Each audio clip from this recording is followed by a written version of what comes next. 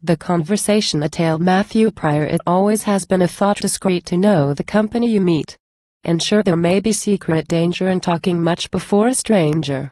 Agreed. What then? Then drink your ale. I'll pledge you, and repeat my tale. No matter where the scene is fixed, the persons were but oddly mixed. When sober Damon thus began, and Damon is a clever man. I now grow old, but still from youth have held for modesty and truth. The men who by these sea marks steer in life's great voyage never, upon this point I dare defy the world. I pause for a reply. Sir, either is a good assistant, said one, who sat a little distant.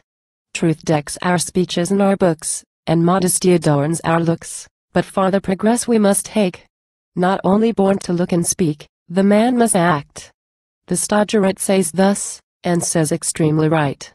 Strict justice is the sovereign guide at o'er our actions should preside. This queen of virtues is confessed to regulate and bind the rest. Thrice happy if you can but find her equal balance poise your mind.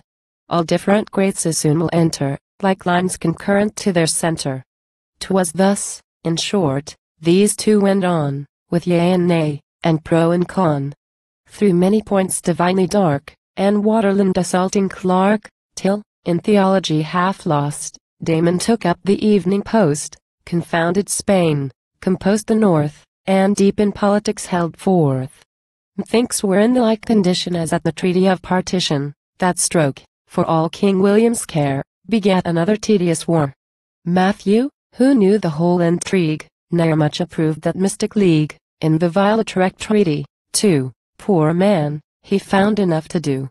Sometimes to me he did apply, but downright unstable was I, and told him where they were mistaken, and counselled him to save his bacon. But, pass his politics and prose, I never herded with his foes. Nay, in his verses, as a friend, I still found something to commend. Sir, I excuse his nut-brown maid, whate'er severer critics said. Too far, I own, the girl was tried. The women all were on my side. For all I returned him thanks. I liked her with her little pranks, indeed poor Solomon in rhyme was much too grave to be sublime. Pindar and Damon scorned transition, so on he ran a new division. Till out of breath he turned to spit. Chance often helps us more than wit. This other that lucky moment took, just nicked the time, broke in, and spoke. Of all the gifts the gods offered, if we may take old Tully's word, the greatest is a friend whose love knows how to praise and when reprove. From such a treasure never part, but hang the jewel on your heart, and pray, sir, it delights me. Tell, you know this author mighty well, know him. Question it. Odds fish. Sir, does a beggar know his dish? I loved him, as I told you, I advised him. Here a stander by twitched Damon gently by the cloak, and thus, unwilling, silence broke. Damon, 'tis time we should retire, the man you talk with is Matt Prior, patron through life, and from thy birth my friend, Dorset. To thee this fable let me send.